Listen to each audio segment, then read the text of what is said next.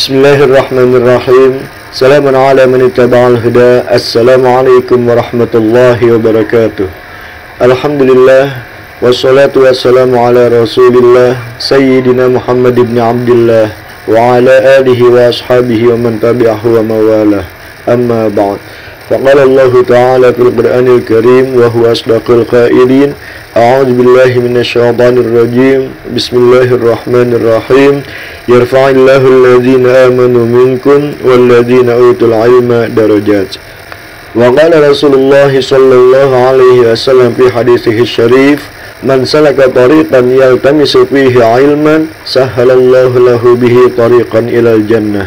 Ay kama qala Rasulullah sallallahu alaihi wasallam. Sadaqallahul azim wa balagha rasuluhun nabiyul habibul karim wa nahnu ala dzalika minasyahidin wasyakirin walhamdulillahi rabbil alamin.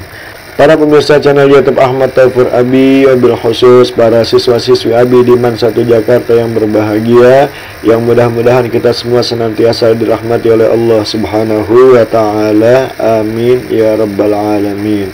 Pertama-tama marilah kita aturkan segenap puja dan puji serta rasa syukur kita kehadirat Allah Subhanahu wa taala, dengan harapan Allah nanti akan menambahkan nikmat-Nya kepada kita.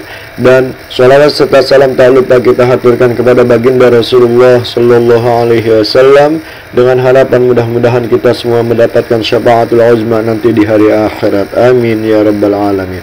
Para pemirsa dan anak-anak Abi sekalian yang berbahagia, dalam video kali ini Abi akan melanjutkan kajian yang telah Abi berikan pada video sebelumnya. Dan di dalam video kali ini Abi akan menyajikan tentang lughat atau pemberontakan, dengan harapan nanti ketika sudah selesai Abi berikan kajian, maka akan timbul rasa nasionalisme kita, akan timbul rasa cinta tanah air kita, dan juga kita akan mampu menjadi seorang warga negara yang baik, mengetahui apa itu kewajiban kita dan apa hak-hak kita sebagai warga negara. Ya, itu harapan Abi. Mudah-mudahan bisa tercapai. Amin ya rabbal alamin.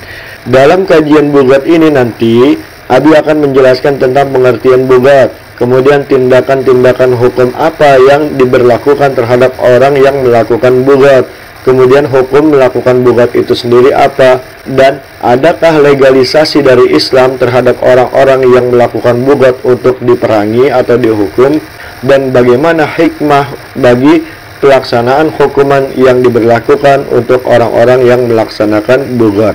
Itu semua insya Allah akan Abi kaji di dalam video kali ini, ya. Oleh karena itulah maka Abi harap dapat disaksikan dengan seksama, diperhatikan dengan baik, dan apabila nanti ada hal-hal yang tidak jelas atau kurang jelas, bisa ditanyakan di dalam komentar atau mungkin bisa melalui WA group yang telah Abi berikan. Oke? Baik, sekarang sebelum memasuki kajian, terlebih dahulu Abi ingin memberitahukan bahwa maraknya semangat keberislaman di dunia itu tidak terlepas dari bangsa Indonesia. Dalam beberapa tahun terakhir, Indonesia mengalami fenomena keberagamaan yang cukup baik, bahkan menguat, semakin menguat. Demikian pula dengan ekonomi Islam berkembang pada produk-produk yang bersimbolkan agama, seperti adanya hijab syar'i, adanya wisata halal, adanya perumahan-perumahan perumahan atau komplek-komplek perumahan madani dan lain sebagainya. Bahkan sering kali kita dengar kata-kata hijrah itu terlontar dari kalangan para pemuda-pemuda Indonesia. Nah, ini merupakan satu hal yang luar biasa, fenomena keberagamaan yang semakin baik, ya. Namun di satu sisi ada juga hal-hal yang mungkin membuat kita merasa sedih. Kenapa? Karena penguatan simbol-simbol Islam seharusnya diiringi dengan nilai-nilai akhlak yang luhur, terutama dalam hal kehidupan bertetangga, berbangsa, dan bernegara. Nah, rupanya keberagaman yang ditampilkan dengan simbol-simbol tersebut merambah pula di dalam masalah bernegara. Substansi keberagamaan yang seperti itu dalam bernegara sebenarnya adalah satu hal yang positif. Akan tetapi banyak kalangan milenial, terutama generasi muda yang mungkin kurang memahami substansi agama yang baik dan benar, sehingga seakan-akan keberagamaan di Indonesia atau kebernegaraan di Indonesia ini tidak sesuai dengan syariat Islam, sehingga harus disesuaikan, harus dirombak, harus dirubah. Ya, apakah seperti itu? ada beberapa alasan yang mereka kemukakan. Misalnya, sistemnya lah yang tidak berlandaskan Al-Quran, negaranya lah yang tidak mau memakai sistem syariah. Bahkan terdapat pula kelompok-kelompok yang mengatakan negara Indonesia ini adalah negara tagut, Masya Allah. Nah, hal ini tentu saja tidak benar dan bisa menimbulkan hal-hal yang mengancam keamanan negara. Bahkan lebih jauh dari itu nanti dikhawatirkan ada indikasi bahwa orang-orang atau mereka-mereka itu melawan negara. Dalam hal ini adalah memberontak atau bugot terhadap pemerintahan yang sah berdasarkan perundang-undangan dan konstitusi. Oleh karena itulah maka Abi akan menyajikan dalam video ini tentang bagaimana sih sebenarnya pandangan fikih ya terhadap pelaku bugot atau pemberontak. Lalu adakah dampak negatif dari bugot tersebut, serta kalau misalnya iya lalu pelakunya dihukum, adakah hikmah di balik pemberian hukuman bugot tersebut? Nah, inilah yang akan kita kaji secara mendetail ya. Oke. Pertama pengertiannya dulu. Apa itu bugot? Bugot secara terminologi itu adalah berasal dari kata-kata bugatun, jamak dari al-baghi yang merupakan isim fa'il, kata benda yang menunjukkan pelaku, itu namanya isim fa'il, yaitu baga ya bagi bagin ya. Kata baga itu sendiri mempunyai banyak makna, antara lain artinya adalah talaba, mencari atau menuntut, atau mungkin juga zalim, orang yang berbuat zalim. Bisa juga diartikan dengan al-mu'tadi, orang yang melampaui batas, atau az-zalim al-musta'li, yaitu orang yang berbuat zalim dan dia menyombongkan dirinya. Nah, ini adalah arti daripada kata bugat menurut bahasa ya. Sedangkan pengertian bugat dalam istilah syariat adalah orang-orang yang menentang atau memberontak pemimpin Islam yang terpilih secara sah. Itu di dalam pengertian syariat. Tindakan yang dilakukan bugat bisa berupa memisahkan diri dari pemerintahan yang sah, membangkang perintah pemimpin, atau menolak berbagai kewajiban yang dibebankan kepada mereka selaku warga negara. Nah, hal inilah yang dimaksud dengan bugat dalam pengertian syariat. Sedangkan Dr. Wahbah Al-Zaili mengatakan bahwa pemberontakan itu adalah sikap seseorang yang keluar dari kepatuhan kepada pemimpin yang sah, dalam hal ini adalah pemerintah ya, dengan melakukan perlawanan dan revolusi bersenjata, atau mungkin membangkang terhadap pemimpin tapi menggunakan kekerasan ketika membangkang tersebut. Ini sudah termasuk ke dalam kategori pemberontakan atau bugat menurut Syekh Wahbah Az-Zuhaili ya. Adapun Imam Al-Qurtubi mendefinisikan bahwa yang dinamakan bugat itu adalah keluarnya sekelompok orang untuk menentang dan menyerang imam yang adil yang diperangi setelah sebelumnya disuruhkan untuk kembali atau rujuk kepada ketaatan. Ya, inilah yang dimaksudkan dengan bugat secara istilah. Nah, dari pengertian-pengertian itu maka ada beberapa kriteria sehingga seseorang yang memenuhi kriteria ini nanti bisa dikategorikan dia adalah seorang pelaku bugat. Dan kalau dia sudah melakukan bugat, maka seperti kemarin zina, qazaf, pencurian, perampokan dan lain sebagainya, itu nanti akan dikenai had. Apa itu hadnya? Nanti akan kita bahas. Sekarang kriteria-kriteria apa saja sehingga mereka bisa dikategorikan sebagai pelaku bugat?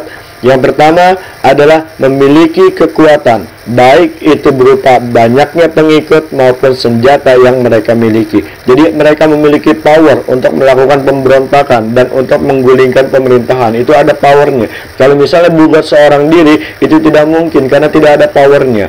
Seorang yang melakukan bugat itu pasti punya pengikut, dan ketika itu juga pasti dibutuhkan yang namanya persenjataan. Kalau tidak ada, bagaimana bisa melakukan bugat melawan pemerintah yang dikelilingi atau yang dilapisi oleh tentara, polisi, dan lain sebagainya ya. Jadi ini yang kriteria pertama. Kalau orang yang tidak memiliki kekuatan atau power, baik itu pengikutnya yang cuma 1-2 atau bahkan tidak punya pengikut sama sekali, maupun orang yang punya pengikut tapi dia tidak punya senjata, seperti guru-guru ngaji itu kan banyak pengikutnya, tapi dia tidak punya senjata, maka hal ini tidak bisa dikategorikan dengan bugat ya. Ini yang pertama. Yang kedua, seseorang bisa dikategorikan sebagai pelaku bugat kalau kita memiliki alasan atas tindakan mereka tersebut, yaitu keluar dari kepemimpinan atau tindakan mereka tersebut yang menolak untuk melaksanakan kewajiban yang telah ditetapkan oleh pemimpin. Dalam hal ini adalah pemimpin suatu negara ya. Ini yang dua. Dan yang ketiga, memiliki pengikut yang setia. Tadi kan cuma pengikut doang. Kalau misalnya pengikut itu tidak setia, nanti kan ketika dia berontak kabur, nah kasihan juga. Nah kalau seperti ini maka tidak bisa bugat. Biasanya orang yang melakukan bugat itu mungkin memiliki pengikut yang sudah melakukan sumpah setia.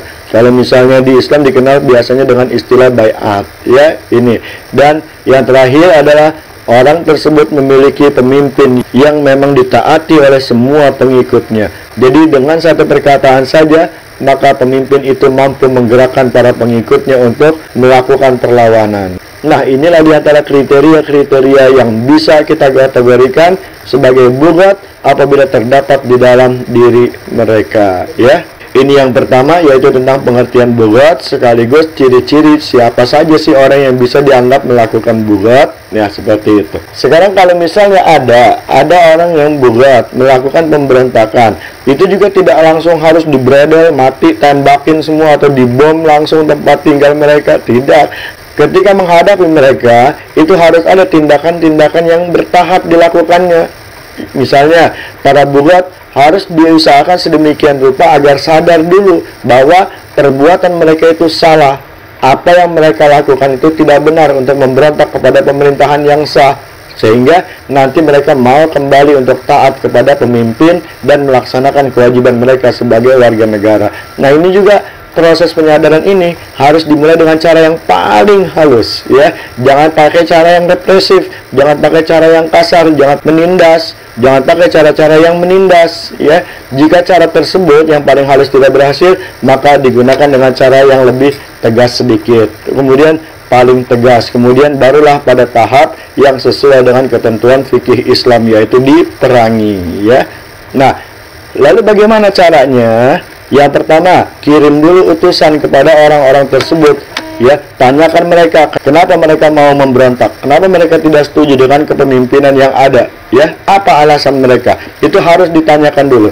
Kalau alasan-alasan pemberontakan yang mereka lakukan karena ketidaktahuan mereka akan sistem pemerintahan atau undang-undang pemerintahan, atau mungkin mereka ragu-ragu, maka itu harus diyakinkan dulu, harus diberitahukan dulu, diajarkan, disosialisasikan, sehingga nanti mereka itu menjadi tahu, dan kalau mereka ragu, maka keraguan itu akan hilang. Sehingga dengan demikian, apa yang mereka ingin laksanakan, yaitu memberontak tadi, dengan adanya keyakinan dan kepengetahuan mereka itu akan hilang dengan sendirinya. Mereka akan percaya kepada pemerintahan dan mereka akan menghilangkan kemauan untuk memberontak kepada pemerintahan tersebut. Nah, ini yang pertama. Jadi kirim dulu utusan untuk melakukan negosiasi.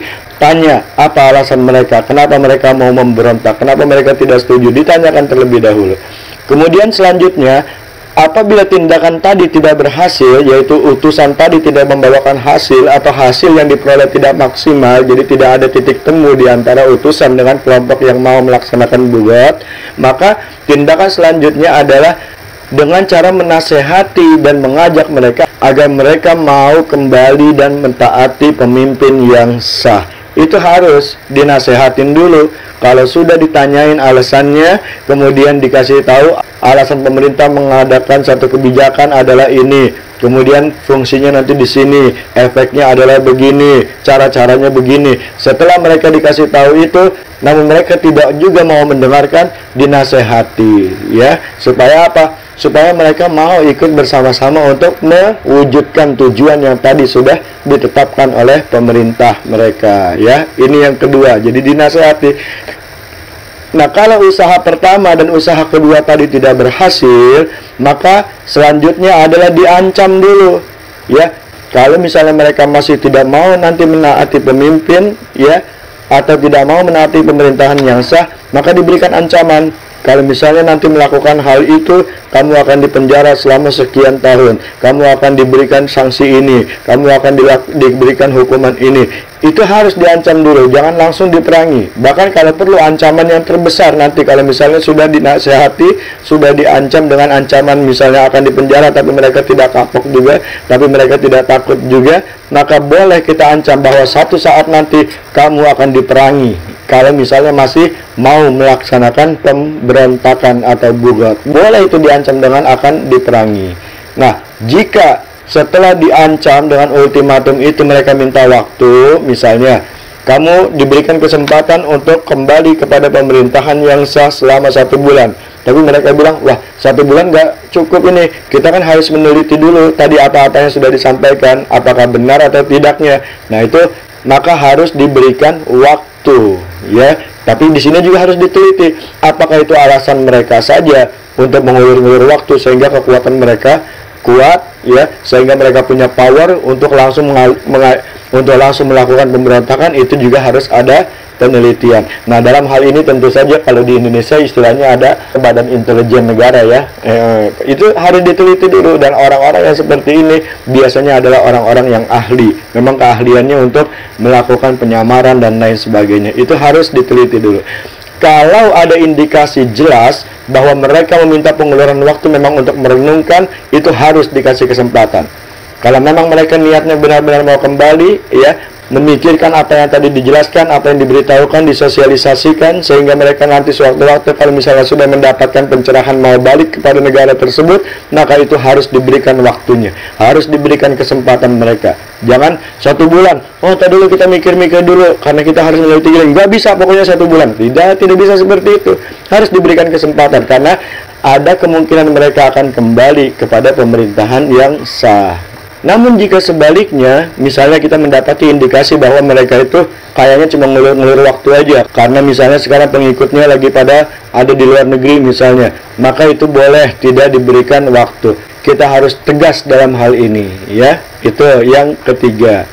Nah, kalau sudah diultimatum dan sudah jatuh waktunya, sudah jatuh temponya untuk mereka kembali atau tidak, lalu mereka masih tetap tidak mau taat, maka tindakan atau upaya yang terakhir mau tidak mau adalah diperangi sampai mereka sadar dan mau kembali taat kepada pemerintahan yang sah. Nah, inilah tahap-tahap bagaimana cara menghadapi orang-orang yang mau melaksanakan bugat atau pemberontakan, ya. Jadi ada tahapan-tahapannya, tidak langsung dibredel, tidak langsung dibom. Misalnya mereka lagi mengadakan diskusi langsung bom, ya, tidak seperti itu. Oke, ini yang kedua. Selanjutnya status hukum. Bagaimana kalau seseorang itu melakukan bugat? Orang yang melakukan bugat secara syariat tidak dihukumi sebagai orang kafir. Namun hukuman bagi pelaku bugat secara jelas telah disebutkan oleh Al-Quran, yaitu boleh diperangi. Di dalam Al-Quran Allah menyatakan, wa in ta'ifatani minal mu'minin iqtatalu fa aslihu bainahuma. Apabila ada 2 golongan orang-orang mukmin berperang, maka damaikanlah antara keduanya. Fa in baghat ihdahuma 'alal ukhra faqatilul lati tabghi. Apabila salah satu dari kedua golongan yang tadi berperang itu berbuat zalim terhadap golongan yang lain, maka perangilah golongan yang berbuat zalim itu. Disinilah kata-kata bugat tadi, fa'in bagat, apabila mereka berbuat zalim, apabila mereka tidak mau diseru untuk kembali berdamai, nah boleh diperangi. Sampai kapan? Hatta tafi'a ila amrillah, sampai mereka itu kembali kepada perintah Allah. Apa perintah Allah? Kan Allah sudah memerintahkan, ati Allah wa ati'ar rasul wa ulil amri minkum. Taat kepada Allah, taat kepada Rasul, dan taat kepada pimpinan. Itu harus. Ulil amri yang di sini adalah pemimpin kita di dalam masalah kenegaraan. Misalnya siapa, ya pemerintahan yang sah, itu harus kita taati. Fa'in fa'at, jika golongan yang tadi tidak mau diberitahukan, lalu kita perangi, kemudian dia kembali kepada perintah Allah, yaitu taat kepada pemimpin, maka apa yang harus kita lakukan? Fa'aslihu bainahuma bil 'adl, maka damaikanlah antara keduanya dengan adil. Wa aqsitu, dan berlaku adillah kalian. Innallaha yuhibbul muqsitin, karena Allah mencintai orang-orang yang berlaku adil. Nah, di dalam ayat ini jelas bahwa yang pertama harus kita lakukan adalah untuk mendamaikan. Tadi yang Abi bilang harus dengan tahapan ditanyakan dulu melalui utusan, kemudian diperingati, kemudian diancam, kemudian barulah boleh diperangi. Kalau mereka yang tadi itu sudah diperangi, lalu mereka mau kembali untuk taat kepada pemimpin, maka harus kita terima dan tidak boleh dibunuh. Oleh karena itu, maka para pemberontak yang tertawan tidak boleh diperlakukan secara sadis, lebih-lebih dibunuh. Mereka cukup ditahan sampai mereka sadar untuk mau kembali mentaati pemimpin. Adapun harta mereka yang terampas itu juga tidak boleh disamakan dengan ghanimah. Kenapa? Karena kalau nanti mereka sudah sadar itu harta akan dikembalikan kepada mereka. Itu tetap menjadi milik mereka kalau mereka sudah sadar. Di dalam hadis baginda Rasulullah sallallahu alaihi wasallam menyatakan, "An Ibnu Umar an-Nabiy sallallahu alaihi wasallam qala li Ibnu Mas'ud." Dari hadis riwayat Abdullah bin Umar radhiyallahu an bahwasanya Nabi Muhammad sallallahu alaihi wasallam berkata kepada Abdullah bin Mas'ud radhiyallahu an, "Ya ibna ummi Abdin, wahai anak ibu Abdullah, ma hukmu man bagha min ummati?" Apa hukum orang yang mendurhaka dari umatku? Qala, dia berkata, "Allah wa rasuluh a'lam." Kenapa Anda bertanya kepada saya, ya Rasulullah? Allah dan Rasulnya yang lebih mengetahui.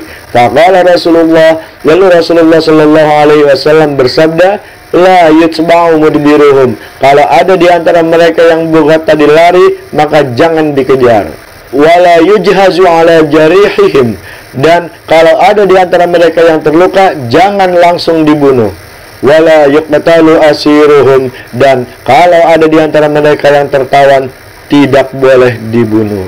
Ya, hadis ini terdapat di dalam riwayat Imam Bukhari. Ya, Ibnu Abi Syaibah menyatakan bahwa tatkala terjadi perang Jamal, Sayyidina Ali karramallahu wajhah, salah seorang panglima dalam peperangan Jamal tersebut. Perang Jamal ini terjadi antara Sayyidatina Aisyah radhiyallahu anha dengan Sayyidina Ali karramallahu wajhah. Sayyidina Ali ketika itu menyuruh salah seorang dari pasukannya menyerukan, yang telah mengundurkan diri jangan dikejar, yang luka-luka jangan segera dimatikan, dan yang tertangkap jangan dibunuh. Dan barang siapa yang meletakkan senjatanya, artinya menyerah, maka harus diamankan. Nah, inilah jadi jelas bahwasanya ketika ada orang yang melaksanakan bugat, itu harus diperlakukan dengan cara-cara seperti yang tadi sudah diajarkan oleh syariat agama Islam, yaitu dengan cara bertahap. Dan kalau misalnya mereka tidak mau juga, maka cara terakhir yang harus kita lakukan adalah memerangi mereka. Hal itu diperkenankan oleh agama. Dengan catatan, kalau misalnya mereka sudah taubat atau mereka mau kembali karena mereka kalah lalu mereka kembali mau mentaati pemimpinnya, maka mereka harus diterima dan diberikan kesempatan. Dan harta mereka yang tadi terampas ketika mereka diserang, itu harus dikembalikan kepada mereka. Ya, para pemirsa serta anak-anak Nabi sekalian, itulah bagaimana cara kita untuk memperlakukan orang-orang yang melakukan bugat. Ya, jadi ada tahap-tahapnya. Dan status hukumnya juga seperti itu. Jadi bisa dimaafkan, ya. Lalu selanjutnya, bagaimana hukum memerangi orang-orang yang melakukan bugot, dan adakah batasan-batasan ketika kita memerangi mereka? Para ulama mengatakan bahwa terhadap kaum yang melakukan bugot ini ada dua kategori hukumnya. Yang pertama, ada orang yang bugatnya wajib diperangi. Tapi ada juga orang yang bugatnya tidak wajib diperangi, tapi ketika kita perangi hukumnya boleh. Ya, bagaimana penjelasannya? Orang yang bugat dan dia wajib diperangi apabila satu, menyerang wanita dalam kawasan ahlul adli. Ahlul adli artinya perkampungan di mana masyarakat yang tinggal di situ adalah masyarakat sipil. Jadi tidak ada orang-orang militer, tidak ada orang-orang yang biasa melakukan perang. Misalnya semuanya adalah petani, petani kan nggak bisa perang. Atau misalnya nelayan, nelayan juga kan nggak bisa perang. Nah, kalau ada wanita yang berada di dalam kawasan ahlul adli tadi, yaitu perkampungan di mana masyarakat sipil biasa hidup, maka mereka wajib diperangi. Kemudian yang kedua, mengambil bagian dari baitul mal kaum muslimin secara tidak sah, merampok atau merampas harta perbendaharaan kaum muslimin. Bugat yang seperti itu wajib diperangi. Atau juga tidak mau menyerahkan hak yang telah diwajibkan atas mereka, baik menyangkut hak Allah seperti zakat maupun hak makhluk seperti pajak, hutang, dan lain sebagainya. Dan yang terakhir, secara jelas mereka melakukan pembangkangan untuk menjatuhkan pemimpin yang telah sah dilantik dan memang wajib ditaati dalam suatu pemerintahan. Hal ini disebutkan oleh Rasulullah, "Man khala'a yadan min ta'ah laqiyallaha yaumal qiyamah la hujjatalah wa man mata wa laysa fi 'unuqihi bai'ah mata mitatun jahiliyah, kata baginda Rasulullah. Barang siapa yang menarik dirinya dari ketaatan kepada pemimpin, maka pada hari kiamat dia tidak akan memiliki hujjah di hadapan Allah. Dan barang siapa mati sementara dia tidak ikut serta di dalam ketaatan tersebut, baiat, ya, maka kematiannya seakan-akan dia mati dalam kondisi jahiliyah. Na'udzubillah, ya. Nah, inilah yang wajib diperangi. Sedangkan tentang orang-orang yang mengadakan pemisahan diri dari jamaah kaum muslimin dan tidak mau menyerahkan zakat kecuali hanya kepada sesama mereka, yaitu golongan mereka saja, orang-orang yang melakukan bugat itu, maka Imam Syafi'i rahimahullahu ta'ala di dalam Qaul Qadim berpendapat mereka itu wajib diperangi. Ya, karena apa? Karena zakat itu wajib diserahkan kepada Baitul Mal kaum muslimin. Namun di dalam Qaul Jadid, Imam Syafi'i rahimahullah berpendapat bahwa mereka itu tidak wajib tapi mubah diperangi. Apa dasarnya? Karena penyerahan zakat ke Baitul Mal itu hukumnya sunnah, tidaklah wajib. Ini di dalam Qaul Jadid. Yang terakhir kita akan mempelajari hikmah adanya hukuman bagi pelaku bugat. Apa itu hikmah diberlakukannya hukuman bagi pelaku bugat? Hikmah dari adanya hukuman bagi pelaku bugat adalah seseorang atau sekelompok organisasi tidak akan mudah-mudah memusuhi atau membangkang atau memberontak terhadap negara yang sudah terbentuk secara sah kepemimpinannya. Jadi mereka akan berpikir ulang untuk melakukan pemberontakan. Ya, ini hikmahnya. Kenapa? Karena mereka memberontak nanti diperangi. Oke, ini yang pertama. Kemudian yang kedua, seseorang atau sekelompok organisasi akan memahami betapa hukum Islam itu benar-benar melindungi kedaulatan negara yang sah secara hukum. Artinya apa? Walaupun tidak berlandaskan agama Islam, walaupun tidak berlandaskan Al-Quran, namun kepemimpinan suatu negara tetap dijunjung tinggi oleh syariat agama Islam, tetap dilindungi kedaulatannya oleh agama Islam. Oleh karena itu maka dari sini jelas bahwasanya kita yang tinggal di Indonesia tidak harus dalam hukum kenegaraan berlandaskan Al-Quran ataupun berdasarkan syariat agama Islam, memakai hukum Islam. Tidak harus. Oleh karena itu maka apa yang sudah diberlakukan di negara kita selama itu baik dan sesuai dengan konteks ajaran Islam, harus kita patuhi pemimpin-pemimpin kita yang sudah terpilih. Walaupun mungkin di dalam pandangan politik kita berbeda, tapi ketika mereka sudah terpilih, maka harus kita taati dalam artian selama tidak bertentangan dengan hukum-hukum Allah Subhanahu wa ta'ala, ya. Kemudian selanjutnya, menghindarkan manusia atau sekelompok orang dari berbuat semena-mena dan tidak melewati jalur konstitusi yang memang sudah diakui oleh negara. Karena apa? Karena yang namanya pemberontakan sangat berbahaya, bukan hanya bagi pemerintah, tapi seluruh warga negara yang hidup di negara tersebut akan hidup dalam kekacauan, ya. Kita sudah lihat banyak pelajaran dari beberapa negara di mana kita sudah banyak melihat beberapa waktu ini negara-negara di mana ada sekelompok orang-orang yang melakukan pemberontakan atau makar kepada negaranya, itu akhirnya semua rakyat menderita akibat kelakuan dari sekelompok orang tersebut, ya kan?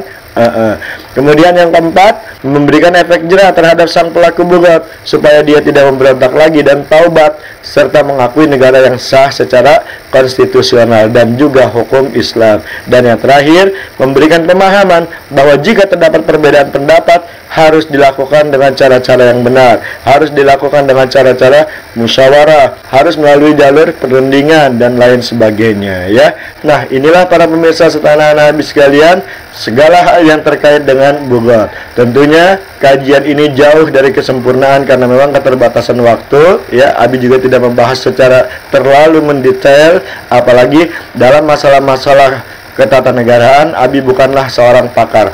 Abi hanya ingin menyampaikan kalau kita mau menjadi seorang warga negara yang baik, yaitu taat kepada pemimpin walaupun mungkin dalam hal-hal yang tidak sesuai dengan pandangan pribadi kita, namun selama tidak bertentangan dengan apa yang sudah Allah Subhanahu wa ta'ala perintahkan dan apa yang sudah Allah Subhanahu wa ta'ala larang, hendaknya kita sebagai orang-orang yang beriman kepada Allah dan juga kita beriman kepada Rasulullah, dan juga kita beriman kepada kitab suci Al-Quran, kita memakai apa yang sudah diberitahukan oleh Al-Quran, yaitu ati Allah wa ati'ur Rasul wa ulil amri minkum. Taatlah kepada Allah, taatlah kepada Rasul, dan taatlah kepada ulul amr di antara kalian. Jadi taat kepada pemimpin di sini merupakan salah satu bentuk ibadah kita kepada Allah, karena kita mentaati apa yang sudah diperintahkan oleh Allah Subhanahu wa taala di dalam Al-Qur'an, ya. Jelas ya? Baik, inilah kajian yang bisa disampaikan tentang bugat. Mudah-mudahan walaupun tidak terlalu mendetail, walaupun tidak terlalu rinci, tapi Abi harapkan kajian singkat ini bisa bermanfaat buat kita. Apa yang diajarkan oleh agama Islam terhadap kita, terutama kita yang cinta dengan tanah air kita, Negara Kesatuan Republik Indonesia, kita yang cinta kepada saudara-saudara kita sebangsa dan setanah air, kita yang cinta kepada hukum-hukum Allah yang telah ditetapkan Allah dalam Al-Quran, dan kita semua yang cinta kepada perdamaian. Mudah-mudahan hal-hal yang terjadi dewasa ini di tanah air kita tercinta bisa segera diselesaikan dengan cara-cara yang benar, dan mudah-mudahan persaudaraan yang mungkin terlihat retak selama ini itu mudah-mudahan bisa kembali direkatkan dengan adanya kesadaran yang tinggi, dan tentu saja rahmat dari Allah Subhanahu wa ta'ala. Amin ya rabbal alamin. Akhirnya inilah yang bisa disampaikan sekali lagi kepada para tuan guru, kepada para asatidz. Sebagaimana biasa diharapkan islahnya, perbaikannya apabila di dalam kajian ini banyak hal-hal yang tidak berkenan, bahkan banyak hal-hal yang tidak benar. Mudah-mudahan Allah Subhanahu wa ta'ala membalas kebaikan antum semuanya. Jazakumullah khairan katsira, jazakumullah al-faral jaza. Akhirnya marilah kita tutup dengan bersama-sama membaca doa ikhtitamul majlis. Subhanakallahumma wa bihamdika asyhadu an la ilaha illa anta astaghfiruka wa atubu ilaik. Hadanallahu wa iyyakum ajma'in wal 'afu minkum. Assalamualaikum warahmatullahi wabarakatuh. Love you all.